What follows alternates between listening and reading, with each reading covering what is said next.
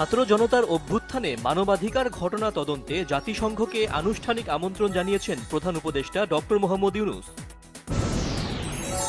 বাংলাদেশের সঙ্গে ভারতের সম্পর্কে নানা চ্যালেঞ্জ রয়েছে বলে মন্তব্য করেছেন ভারতের পররাষ্ট্রমন্ত্রী এস জয়শঙ্কর। দক্ষিণ এশিয়ার দেশগুলোর মধ্যে সম্পর্ক উন্নয়নে সার্ককে সর্বোচ্চ ফোরাম রূপে পুনরুজ্জীবিত করার অঙ্গীকারের কথা জানিয়েছেন প্রধান উপদেষ্টা ডক্টর মোহাম্মদ ইউনূস। গুম হওয়া ব্যক্তিদের দ্রুত সন্ধান চান স্বজনরা, প্রয়োজনীয় পদক্ষেপ নিতে অন্তর্বর্তী সরকারের কাছে দাবি। জাতিসংঘকে দিয়ে তদন্ত করে গুম খুনের বিচার চান মির্জা ফখরুল। জিয়াউল আহসানকে ব্যাপক জিজ্ঞাসাবাদে দ্রুত তথ্য আদায়ের দাবি সালাউদ্দিনের। বিএনপির স্থায়ী কমিটির সদস্য ডাক্তার AZM জাহিদ হোসেন বলেছেন, আওয়ামী লীগ সরকারের আমলে গুমের সাথে জড়িতদের বিচার করা হবে। সম্মিলিতভাবে বন্যা মোকাবেলা করেছি, পেটে পাথর বেঁধে হলেও ভারতের আধিপত্যবাদকে মোকাবেলা করব বলেছেন মির্জা আব্বাস। রাষ্ট্রের প্রতিটি খাতে সুবিচার কায়েম করতে না পারলে বারবার স্বাধীনতা অর্জন করেও এর স্বাদ পাওয়া যাবে না বলেছেন জামায়াতের আমির ডাক্তার শফিকুর রহমান।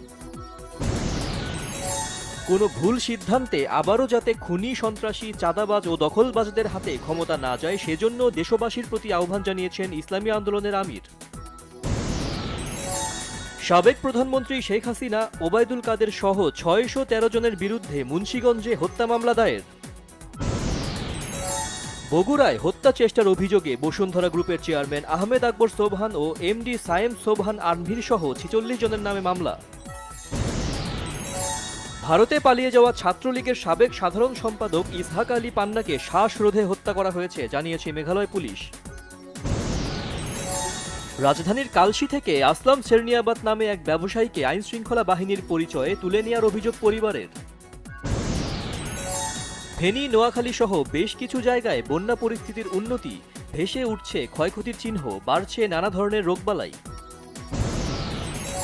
বন্যার মতো দুর্যোগেও স্বস্তিদায়ক শাকসবজির বাজার, ৫০ থেকে ৬০ টাকার মধ্যেই মিলছে বেশিরভাগ সবজি। প্রেসিডেন্ট নির্বাচিত হলে রিপাবলিকান পার্টিকেও মন্ত্রিসভায় রাখতে চান কমলা হ্যারিস, অগ্রাধিকার দেবেন ইসরায়েলের আত্মরক্ষাকে। পোলিও টিকাদানের জন্য রবিবার থেকে গাজায় স্বল্পমেয়াদী মানবিক যুদ্ধবিরতিতে রাজি ইসরায়েল।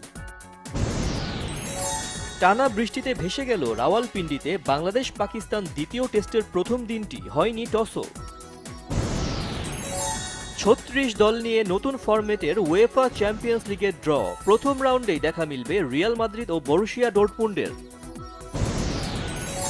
বন্যার্তদের সহায়তায় জীবন সংগ্রামের ছবি শিরোনামে শুক্রবার সোহরাওয়ার্দী উদ্যানে বিনামূল্যে দেখানো হয় ১৫টি স্বল্পদৈর্ঘ্য চলচ্চিত্র।